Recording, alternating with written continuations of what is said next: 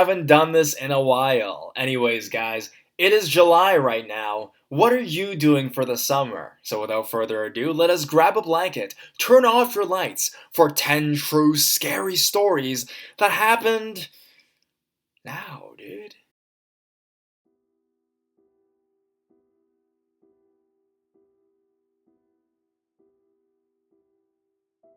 Stranger on my sofa. This happened July 2016, about a week after my 18th birthday. For some context, I'm a 5'1" female, and I live in a small, close-knit town with my dad and 14-year-old sister. My dad always left for work at 7 a.m., and never found it necessary to lock the door behind him, since day had already broken at that point. Being a jobless teenager off school for the summertime, I would stay up all night on my laptop and sleep all the next day, which my sister would also do. On this particular day, I woke up at 4 p.m., which I'm not proud of, but I was still awake before my sister was. I live in a single-story house, and my bedroom is the very far end of it. I got up and walked down the hallway to the kitchen to get something to eat.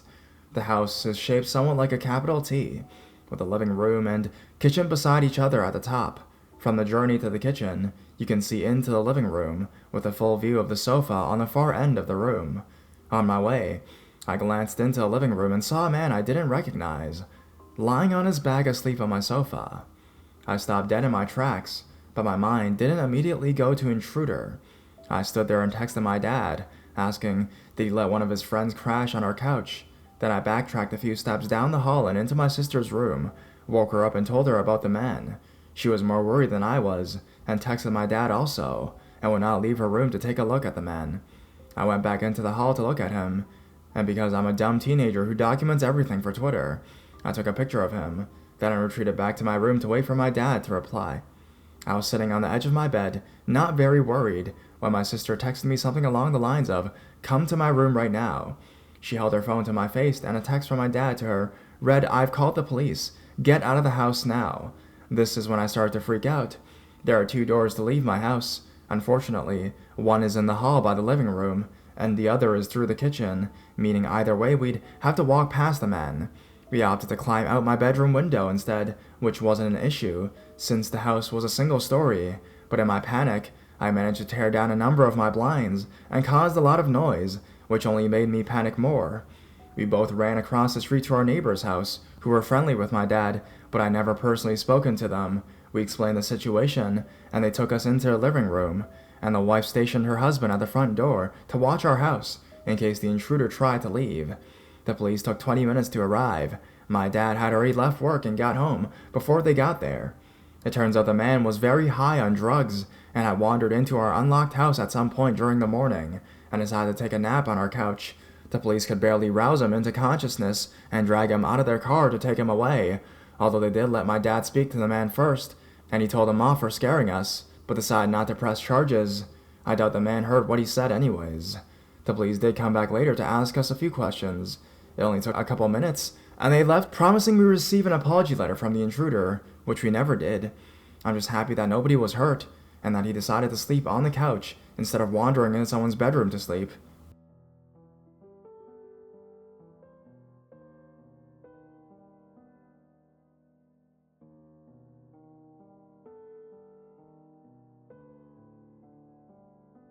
Job offer, landscaping artist. This happened maybe 4 or 5 years ago. This story isn't creepy or scary, but I was sketched out by it. I was looking for work anything, because my place of work had become hostile. I refused to be bullied and harassed, so I quit. At the time, it was July, and my boyfriend and I said, fuck it, let's run a fireworks tent, so we did. During that time, I was all over the internet looking for something, anything, because we had rent to pay and a cat to feed. I noticed a job offer as a landscape artist. I'm pretty okay at drawing, and the wages posted were really good for the area I live in. There were pictures posted of people landscaping. Seemed solid. The first red flag was that after I called inquiring about the position, he asked for a picture. Elated, I drew a quick landscape and sent it his way. He said it wasn't bad and that he'd like to meet me in person. I told him I have to get back to him, and he requested that I text him. His first text specified he wanted a picture of me, not my landscapes. Okay, I thought that was weird. I was relaying these messages with my boyfriend, who also thought it was weird. We were texting regularly by this point in time. Over the course of a few hours, he kept asking to meet and asking for a picture of me. I continued denying the picture. When I googled the meeting place, it was literally out in the middle of nowhere. Red flag number 2. I was still desperate, thinking maybe this guy was like my dad, a little socially inept, and hadn't realized that what he was saying or requesting was a little creepy. Red flag 3 was when I told him I had to get a ride from my brother, he's a big dude 6'3", because my car was dead. I wasn't comfortable going out to a site alone with a stranger. I figure any reasonable person wouldn't mind if my brother was my ride. Then he said he wanted to pick me up, that he wasn't far, and he wanted to take me out to the site to look at the land. He then requested another picture of me. At this point, I have alarm bells going off, but the need for work was overpowering, and I've always wanted to draw for a living. I asked if he could meet me on Main Street and talk with me somewhere that was halfway. He said no. I told him I wasn't comfortable with the circumstances, and he flat out did not respond to my text. My boyfriend, now husband, was telling me that it was weird from the very beginning, but I want to stay optimistic. Sad to say, my next job was a telemarketer, so landscaper dude. Let's not meet. Ever.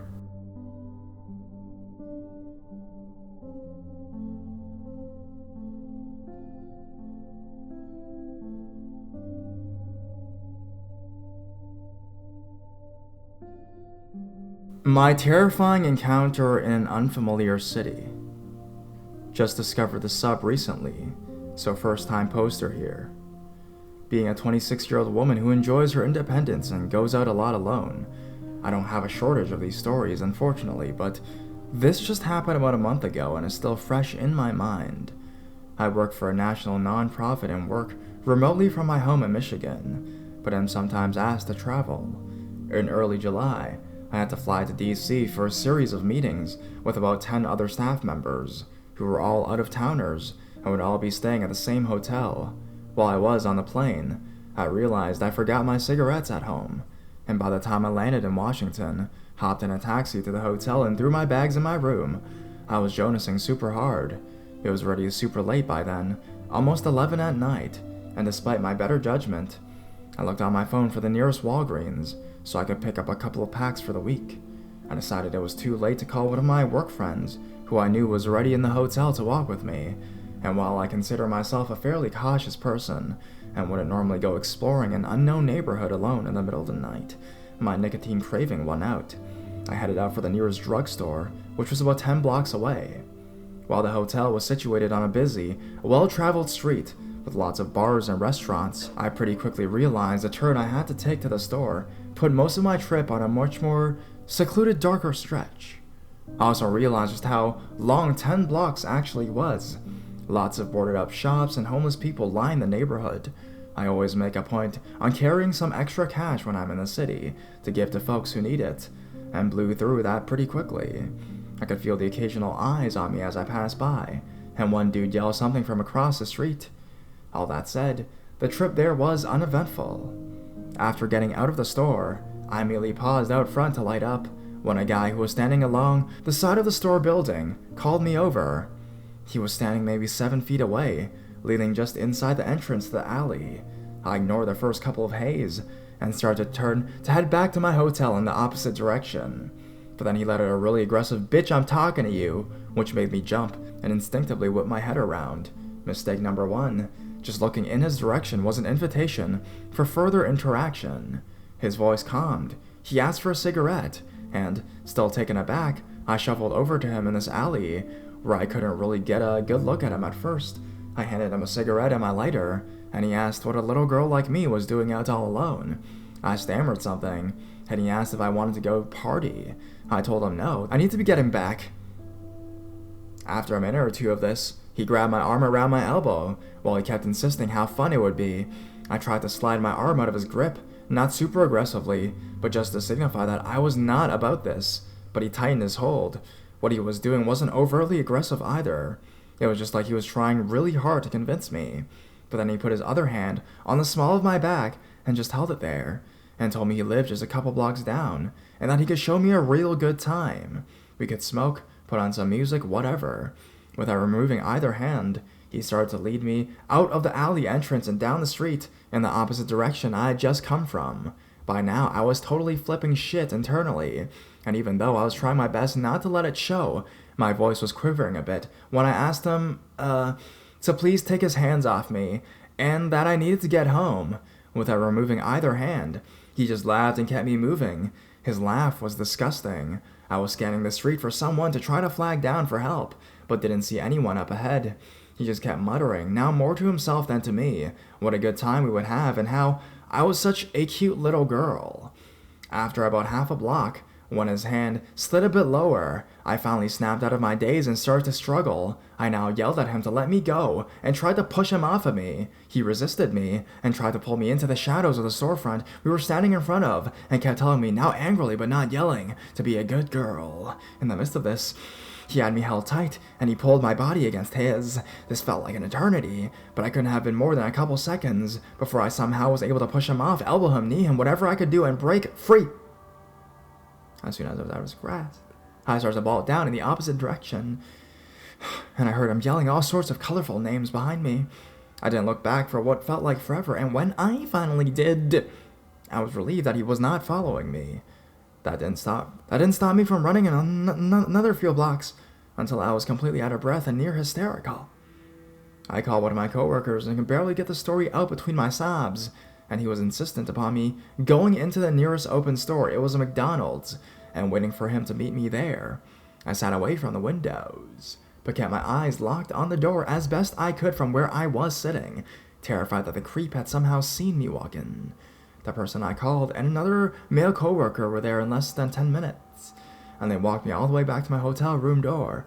I was still completely rattled, and so they called yet another coworker to get in on my drama, and she came and spent the night with me in my room. All three of them urged me to call the police, but I just didn't want to deal with it. I just wanted to put it behind me and get on with the rest of the week. Honestly, though, a month later, it's still not entirely behind me. I know it was a very close call, and I can't help but keep thinking about the next close call that could always be right around the corner. Fuck that guy for making me feel so entirely unsafe and insecure.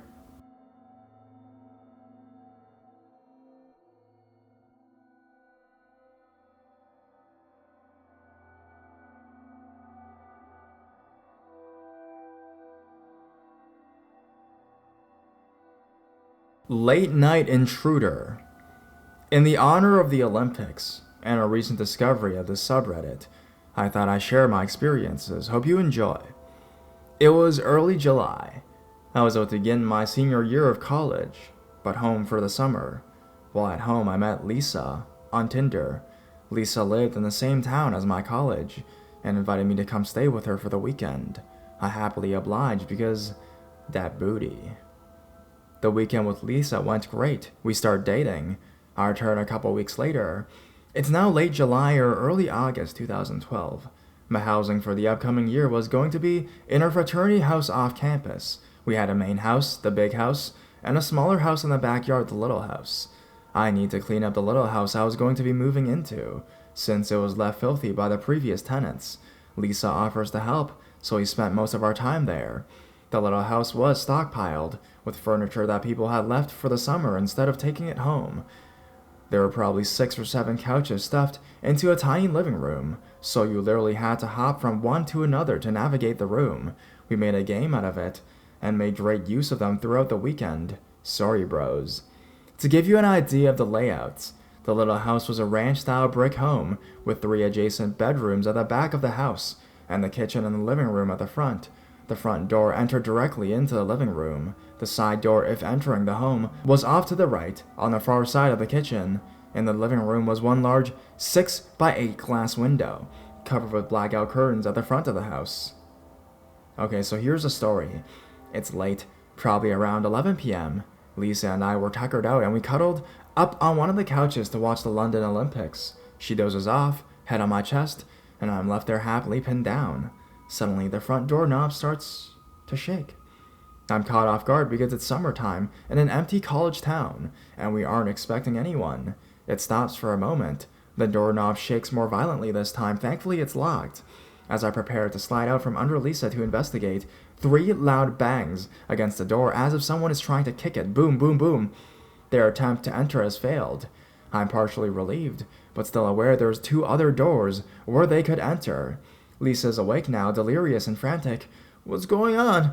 What was that?" she yelled. I hushed her and told her to get up and go to the back of the house, in a bedroom, and lock the door until I personally came to get her. She refused. I demanded. She obliged and scurried her way across the couches and locked herself in the back bedroom. I run to the far side of the kitchen and make sure the side door is locked. It is. Back door? Locked as well. Okay, we're all right. For now. Thinking to myself, weapon? What can I use? Shit, I wish I had a gun. Maybe the brothers left something. Shotgun would be ideal. I see a hunting bow with a full quiver of arrows. No, too cumbersome. Keep looking. Golf club. 6 iron. Perfect. Everything is silent, aside from the pounding heartbeat and the faint sound of Lisa calling the cops from the back bedroom. I'm standing in the kitchen, so I have a view of both the front and the side door, white-knuckling this golf club, when suddenly the side doorknob starts shaking, and there are a couple of bangs on that door. Lisa screams from the back of the house, and I yell to the intruder, "We're in here and we call the cops. They'll be here any second. Leave us alone!" The banging stops. It's silent. Dead silent. We wait for the cops to come. Lisa and I are back in the living room on the couch. 2 full hours passed. It's now something like 2:30 a.m., and there's still no sign of the cops. I'm both exhausted from the adrenaline crash and angry that the cops haven't showed up yet. We called them again. 911, what's your emergency? Hi, yeah, we called 2 hours ago to report an intruder, but no cops ever came. Are you still in the home? Did the intruder make it inside? Yes, we are inside. They didn't get in, but I'm scared they're gonna come back. What's your address? I'll have an officer go over and check out the area. Thank you. And I told him my address. Then, literally as I'm saying it, boom, boom, boom. The front door is getting slammed or kicked again. I hollered to the 911 operator. They're back! Please help, hurry! Officers are on their way. Stay on the phone. Keep away from the windows and doors. Lisa's freaking out. I'm freaking out. Wheeling the golf club again. And suddenly, shh! The entire front window shatters to pieces. The glass is mostly contained by the blackout curtains, and I screamed the girliest, most blood-curdling scream I can imagine. I stood up and started swinging the golf club wildly, hoping to make contact with whatever or whoever was coming into the house. Moments later, we heard sirens, and I can faintly see blue lights swirling outside through the slit in the curtains. A megaphone announces the police presence. They scour the area and eventually knock on the door. Apparently, someone did try to kick in both doors, and there were boot prints to prove it. The window was shattered with a malt liquor bottle. They ended up finding a drunkard from the trailer park nearby who had been roaming the area. I bought a gun the next day. The end.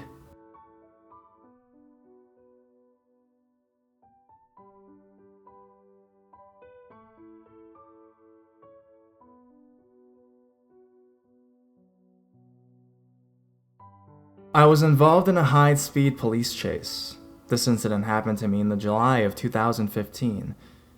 Just for clarification, I'm a 22-year-old female. 2014 was a rough year for me. I went through an awful breakup with my first boyfriend, and that sent me into a depression I never thought I could get out of. After a 2-week visit on a psychiatric ward in a hospital, I finally started to open my eyes to how great life could be, started working out, made some new friends, and decided to get back into the dating game with the help of a funny little website called Plenty of Fish. I met a lot of weirdos on there, but also met some really decent people, so I can't say it was all that bad. I stated in my profile that I wasn't looking for anything in particular, but whatever happens, happens. A guy who lived an hour away from me, in a town where I grew up in, messaged me up one day. We had mutual friends. A distant friend of mine dated his sister, who I met a few times and she was cool. And after a few conversations, we added each other on Facebook. Well, that summer, my best friend Katie, her boyfriend Lincoln, and I decided to drive out to a bar in that town because Lincoln's friend was playing a gig. We'd been there for an hour or two, and I was kind of buzzed. I was messaging the guy from Plenty of Fish, Justin, and told him to swing by for a smoke and a chat. A few minutes later, Justin shows up, and we hang out for a few minutes before he goes to the other side of the bar to play the slot machines. Note that the entire time he was there with us, he wasn't drinking at all, and just had his face in the slot machine for like 2 hours straight. At one point I asked Katie if I could get out to her car because I wanted a shot of vodka that I bought. She agrees, and Lincoln, her, and I make our way to the car. Lincoln ends up locking the keys in the car, and we're just wondering if I should beat out the back window or find something to pry the door open with. Out comes Justin. We explain the situation to him, and he claims his house is just down the road a bit, and he has a coat hanger or something that could unlock the door. Katie and Lincoln agreed, and I offered to go with him, hoping to get to know him a little more on the way. Justin didn't seem drunk at all, and to this day, I'm not sure if he was, and really just good at acting sober or something like that. We get in the car and pull out of the parking lot.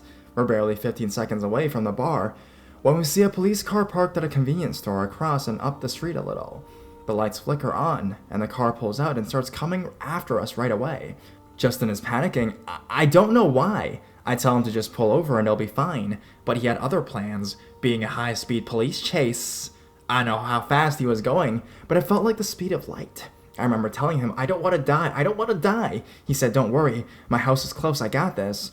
He was turning corners like crazy, each time slamming on his brakes and spinning out 3 to 4 times before going again. 2 or 3 police cars were right behind us with sirens and lights on, but he was determined to lose them. Next thing I know, we're in a ditch. Justin yells, run, and exits the car, straight into the woods. I get out, very luckily unharmed. Some police officers are waiting for me at the top of the ditch, telling me to put my hands up and whatnot. I'm scared as fuck. Never thought I would be in a situation like this. An ambulance shows up. I tell them I'm fine and don't need treatment. I then sit on a cop car for 2 hours straight, talking to an officer who's recording my statement. I had no way to get a hold of Katie, who at first thinks I ditched her to hook up with this guy. The cops finally reach her, and she's freaking because they don't even tell her whether I'm okay or not over the phone. So she thought I was dead or seriously injured until she saw me in the flesh. They ended up smashing their back window out with a rock and rushed to come see if I was okay. Katie and I slow-mo ran towards each other and gave each other the most loving hug while crying in each other's arms. It was a scary night, but it could have been a lot worse. Here's the best part. I received a message from Justin on Facebook the next day. He apologized, kind of, and then proceeded to ask, round 2? Haha. He even had the nerve to ask me to hang out multiple times since. Justin, you put my life in severe danger, and we're never meeting again.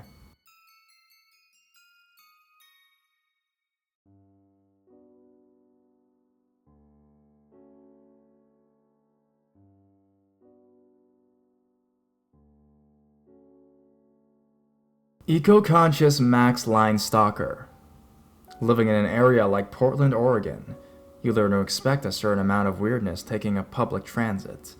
Being a woman living in a major city, you expect to, at one point, likely more in your life, encounter perverts or creeps. It goes with the territory even if it shouldn't happen at all. This encounter happened a few years ago, but I still remember it. It changed my behavior when wandering alone at night, which is significant for me, since I am an introverted night owl who prefers graveyard shifts and shopping at 24-hour stores. In 2008, I was working at a call center, and my shift at the time had me clocking in at 7 p.m. and leaving at 4 a.m. Most nights, I would leave with a couple friendly coworkers, and we would wait for the Blue Line train to roll through, usually only a 10-minute wait on a weekday. At that point, all but one would part ways with me. Most of my coworkers lived closer to Gresham, and at the time I lived in Hillsborough. We were pretty good acquaintances by proxy of being on the same team and taking the same train, but not quite friends. She lived farther down than I did, so she usually sat with me until I got off. It was sometime in July. I forget the specific day, but it was hot enough even after work that I opted to work in a spaghetti strap top and shorts rather than my usual t-shirt and jeans. The call center was casual dress, doubly so for graveyard shift, since our manager didn't care what we did so long as it didn't get back to upper management or HR. That night I was alone for the walk to the max, since half my team had called in, my train buddy included. I didn't think much of it, aside from being pissed off and exhausted from the extra workload. I expected that I'll be able to attend a party a coworker had advertised the week before. When my train came by, I honed in on my deserted section and claimed a forward-facing seat by the operator terminal, intent on ignoring the world and catnapping my way home.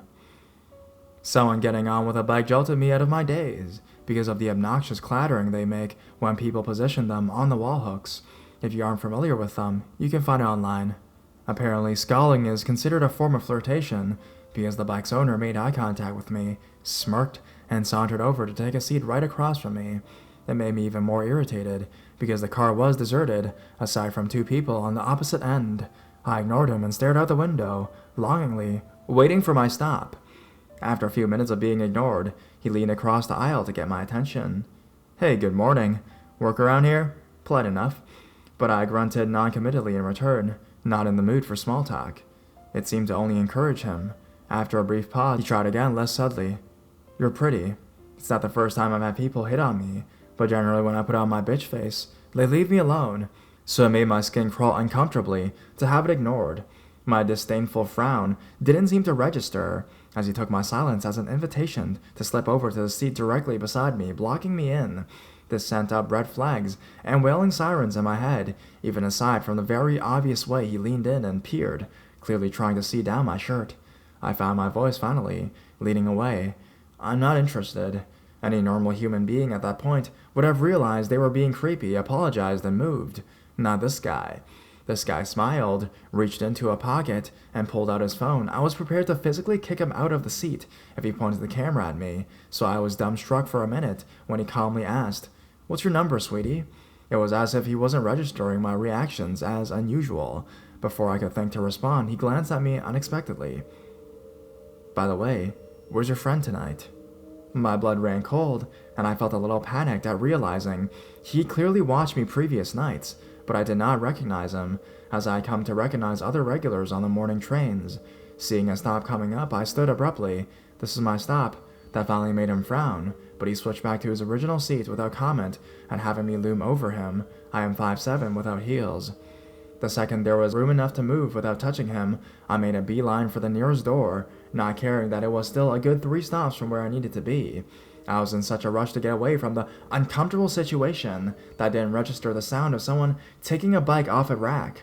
I intended to just wait for the next train, but as I was walking towards the kiosk to look at the schedule, I finally noticed the clicking sound of bike gears behind me. Too afraid to draw attention to the fact I'd been lying about my stop, I stared straight ahead and kept walking. The platform was deserted, so I knew it would be a while before the next train came by in either direction.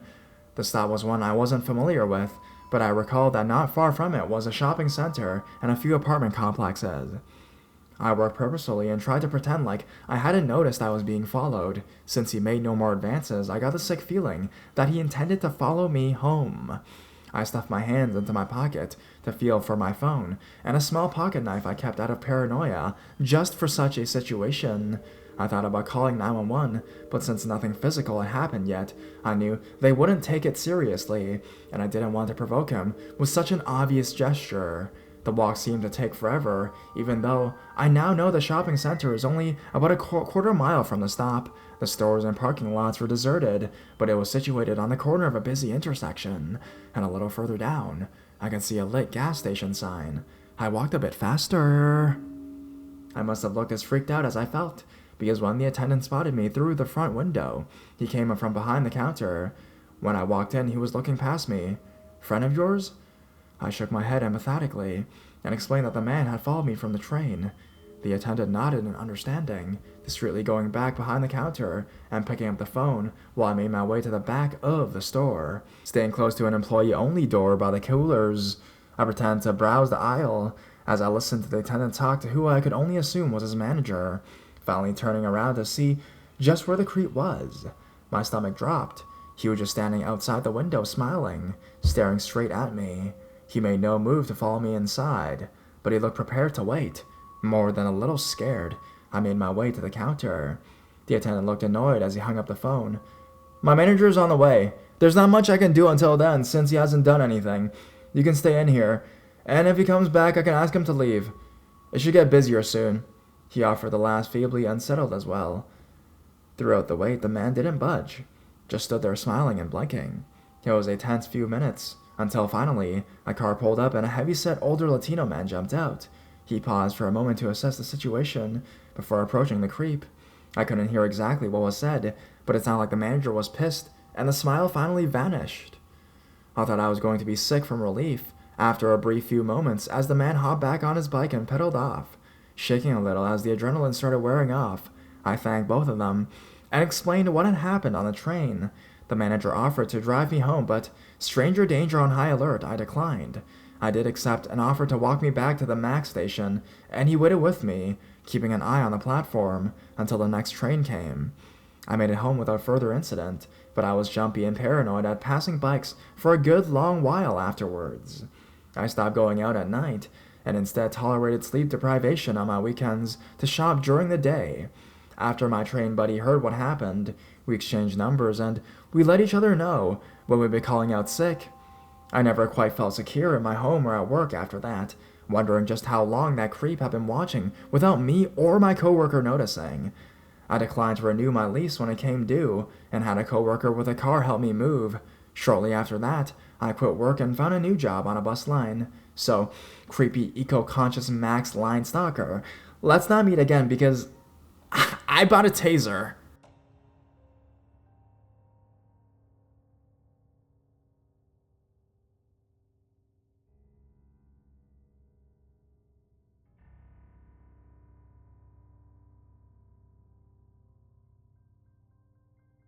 Disturbed cyclists in the Netherlands.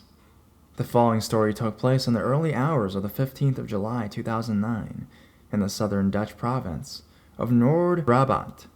If you Google Lesbos, Noord-Brabant, and look over from Vorvas Interior Concepts, you can work out where everything described in the story is found.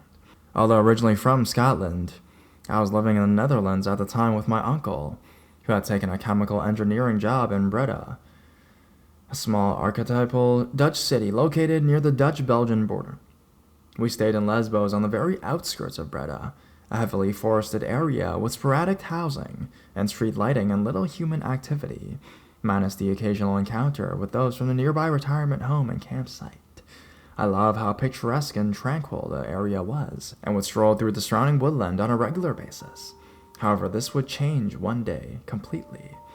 I would regularly take the train from Roosendaal over the border to Belgium, as I had friends studying at the Université Libre de Bruxelles, something that I did on the day in question.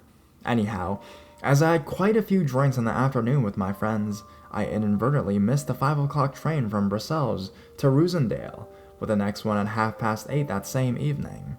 Now, in such circumstances, I would have usually stayed with friends, as the 8:30 train meant I would most probably have missed the last bus to Lesbos by the time I got back to Breda.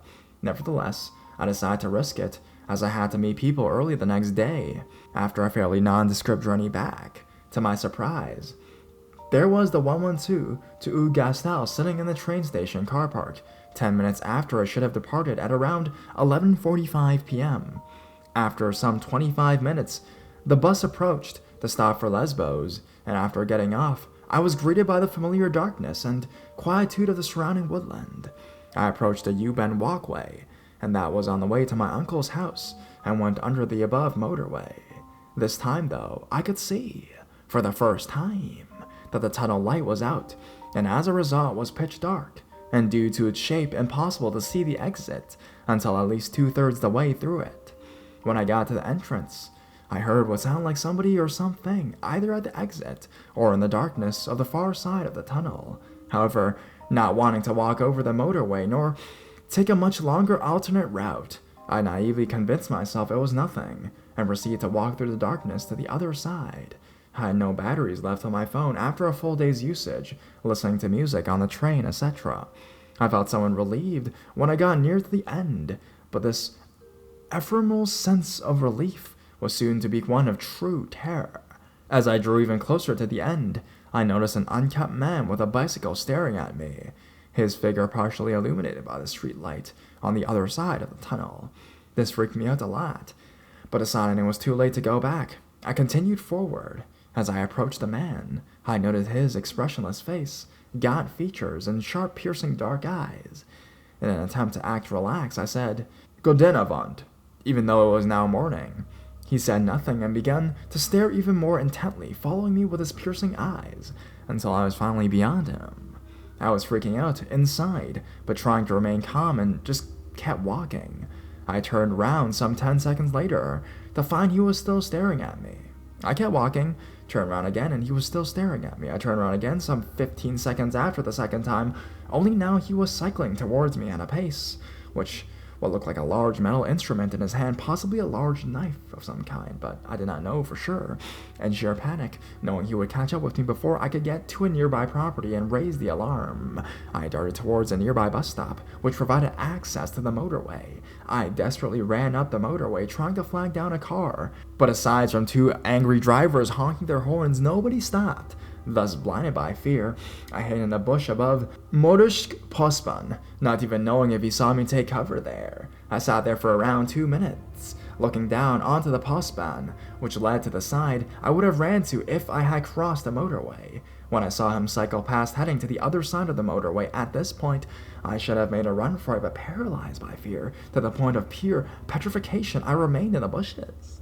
Then, to my horror, I saw him cycle back under the Postban underpass some moments later, and at this point I knew he was looking as intently as possible to find me.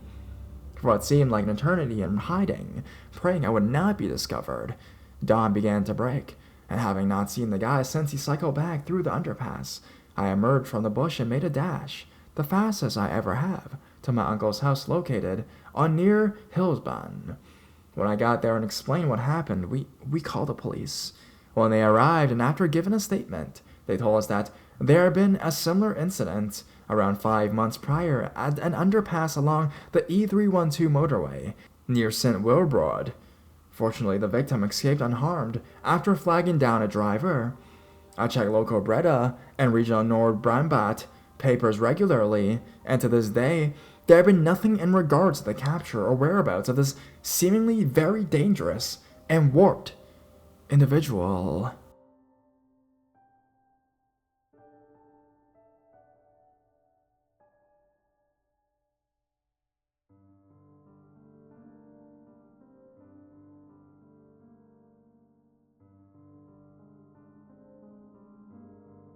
He grabbed me.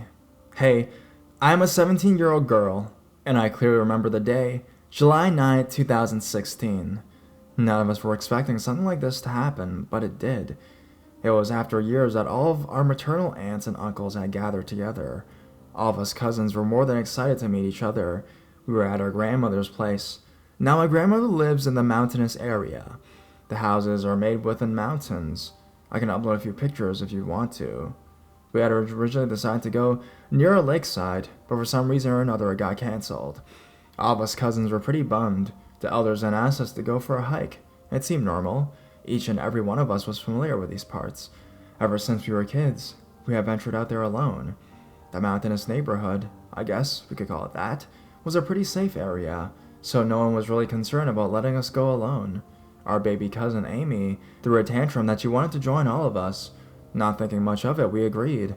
After all, there was no harm. It wasn't like she hadn't been on these paths before. However, her addition split the group into two. My male cousins were ahead of us. They consisted of two of my cousins, Zeke and Mirth, who had recently joined the army. However, they had just turned 20. Their brother Hades, who had joined the Air Force, also 19 years old. My cousin Seth, who had started engineering, and two of my younger cousins, Abe and Abish. I was left in charge of my two younger sisters, my younger cousin and baby cousin Amy. All seemed fine, since they were near us, always in front of our eyes. My male cousin stopped near this well waiting for us. When we were about to reach it, they further ran forward. All of us silently laughed at them. However, when we reached the well, I noticed that two men had stopped mid-track when they looked at us. Something didn't feel right. Their sudden stop raised so many red flags. My cousins had went ahead, and they had missed these guys. The first thought that came into my mind was that they had seen Amy with me, and they would try to grab her. As I was the oldest in this group, I took Amy's hand, while I asked my sisters and younger cousin to walk behind me. I eliminated the thought of running back, because the area was fairly wide, while the paths back were narrow. I couldn't risk running from there, as I didn't know if these men would follow. My male cousins would then be farther away. I tried to keep as much distance as I could from the men, but I don't know how or when, but one guy came closer to me and jumped on me. He pushed my head down while he used his other arm to force me down. I don't know how I flipped in that moment and elbowed the guy in the stomach. This movement caused him to fall to the side, while I fell in the opposite direction, inches away from him. I screamed for my cousins while pushing my baby cousin away. It was in that moment Seth came running. I was crying and screaming at Seth, telling him what this guy had done to me. Seth pulled the guy away from me, Soon my other cousins came running, but the scene was chaotic. My baby cousin kept screaming and crying, and her cries confused my cousins. Only Seth understood the situation in anger. Seth pushed him, and before he could catch him, the guy ran away. The second man was already long gone. Zeke and Hades tried to find the guy, but they couldn't get any leads. We sat down for 10 minutes, trying to control our cries and trembling bodies. My cousins couldn't believe it.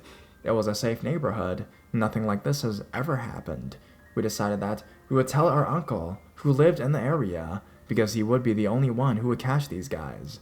While if we tell everyone, it would cause only panic. My cousins still don't know. I am back home now, miles away from the place. My uncle did get some lead, but he said he would wait for Zeke and Hades to catch the guy. For now, I am left with nothing but nightmares.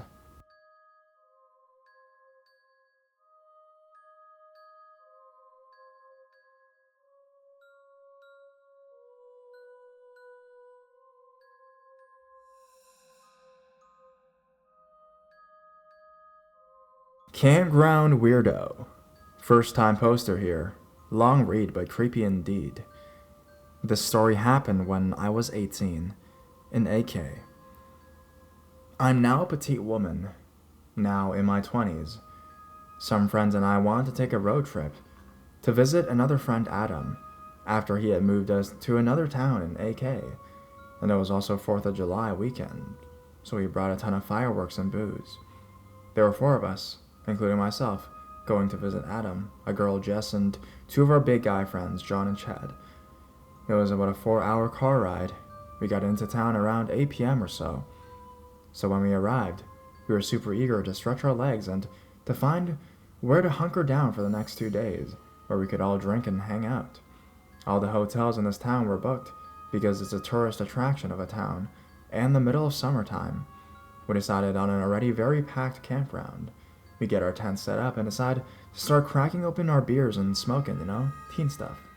Hours passed, and we start to get really wasted and loud, and wanting to explore because we'd never been to this town before. So we're walking around being loud and having the time of our lives, meeting locals and other campgoers. We meet a group of 6 guys and 2 girls, and invite them to our camp to hang out and drink and shoot off our fireworks. One of the guys is with the group, but seems as if they don't know each other. He isn't talking with any of them or really even looking at them, but he tags along anyways. He sits next to the fire with me, and he's just incredibly friendly, very interested in talking to me, mind you. He also told me he went by the name Happy. He told me he was in his mid-30s, but he was very handsome, but as nice as he was, he just seemed odd, a little flattering, but really weird because he wouldn't leave my side and just kept staring into my eyes. But he looked blank. Something about his eagerness to speak with me made me feel uneasy. He was telling me about how he was a doctor from a small village here in Alaska, with a name I'm 98% sure was made up, and when I brought that up, asking where it was, he just kept telling me a small one I'm sure you never heard of, and laughed it off.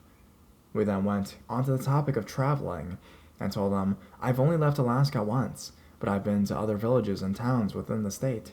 He started on saying how he would love to take me somewhere to travel, because he made really good money with his job, and he would love to explore a new place with a new friend. I declined and kind of shrugged him off for a while, ignoring him while Jess and I danced around the fire. Probably an hour or so goes by, and the group he was with left, but he stayed. We thought whatever, if he's still down to party, why not? But at this point, I'm slightly trying to avoid being his center of attention. He invites us to take a walk with him through the woods to see this river. Our 3 guy friends thought Happy was weird and didn't like that he was hanging all over me, and I was a little creeped out too. Although Jess and I thought it would be fun to go on a drunken adventure, and luckily our friends refused to let us leave with the guy alone, so our friends are walking ahead of us a little ways, peering back often, and Jess and I are lagging wildly, talking while the guy just kind of walks next to us, except he keeps veering in front of me and trying to touch my hand. Jess realizes, and she and I keep looking at each other like, what the hell, man? And at one point, he brushed my hair behind my ears, and I wasn't having it, and I asked him politely to please not do that. He then asked me, why? You have a pretty face, and tried to grab at my hand again. We motioned to our friends in front of us, and we quietly let them know what was up, so John walked next to us, and he was a really big guy, height and weight-wise. John strikes up a conversation with the guy, Jess and I were still really wasted, and we were very vocal at that point about the guy being a weirdo, so I yelled, "This guy's weird, we should run." We also yelled to our friends, we should meet them back at the tents. We were running for about 5 minutes, and we see the river that he wanted to bring us to. So we dart over, and there's a small bank, so we have to climb and jump down to get to the water. Jess jumps down first. I had one leg up, about to leap down, when I heard a rush of branches behind me. I felt 2 hands wrap around my waist and lift me up. I turn around to see the guy's face buried into my neck, and he's laughing and asks me, "Where do you think you're going, bunny?" And before I could yell, I see my friend John right on this dude's ass hauling butt through the trees to us. He grabs a hold of the guy and is cussing at him and pushed him onto the ground.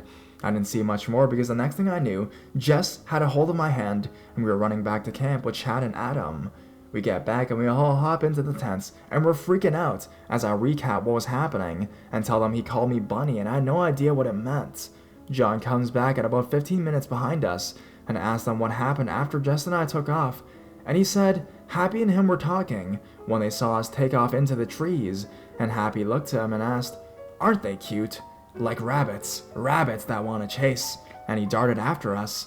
And again, John is a big guy, probably about like 385 in weight, so I'm sure Happy wasn't expecting him to haul ass after him, but I am forever thankful that he did, and saved me from enduring whatever the guy had in mind. We ended up leaving the town the next day, and instead of spending our 2 days, we spent 1 night, and that was definitely enough excitement for all of us. Alas, campground weirdo and doctor, let's not meet again.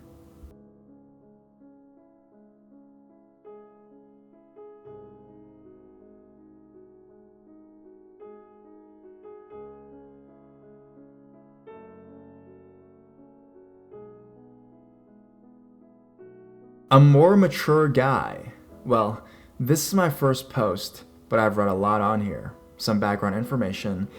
I'm 21, 5'6", quite pretty with better than average body. To begin where I live, it is quite a nice community place. Last year I got my first ever dog, a Chow Chow.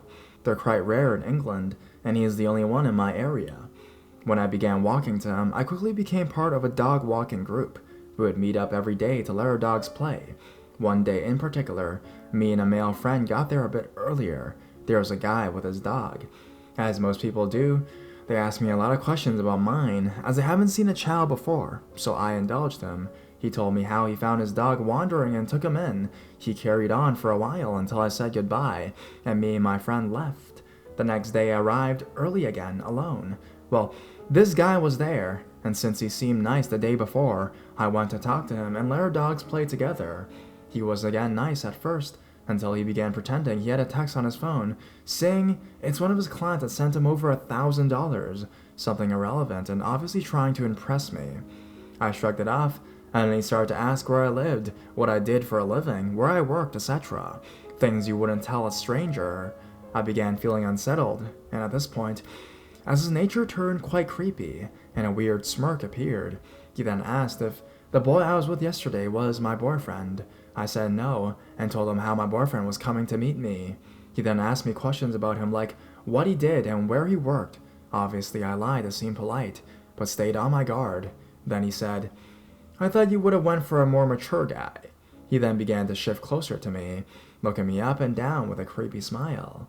I pretended my dog was getting hot. It was July, and a Chow Chow is a winter dog. The smile faded, and I turned away and quickly walked away. Since that day, I didn't see him for a long time, until one day, I was waiting outside our local shopping center for my boyfriend to get out of work. I had my dog with me. While I was waiting, this guy with blonde white hair looked like a stoned 40-year-old Draco Malfoy, came over to my dog and began stroking him. This didn't bother me, as most people would stroke him. He then stood up and stared at me. My mood changed and I began to feel extremely uneasy. I realized it was the same creep from the park. My boyfriend left work, and the guy quickly moved away. I told my boyfriend who he was, and we began to walk my dog. Only the guy followed us. I've been followed a lot in my life, so I know how to stay calm and confuse the path to take to subtly get away from the weirdos. I told my boyfriend he was following, and we crossed the street and stopped outside a Subway. I then turned and stared the guy down. He pretended to look for his phone, and then finally went into the shopping center as me and my boyfriend made our escape from his view by going down a side street. Since then, I see him every now and then with his dog. He stares at me intensely. No creepy smirk or anything like that. He just stares at me as though thinking like, I'll get you one day. All I can say is, if I didn't have my dog with me, he'd probably try something. And he'd regret it.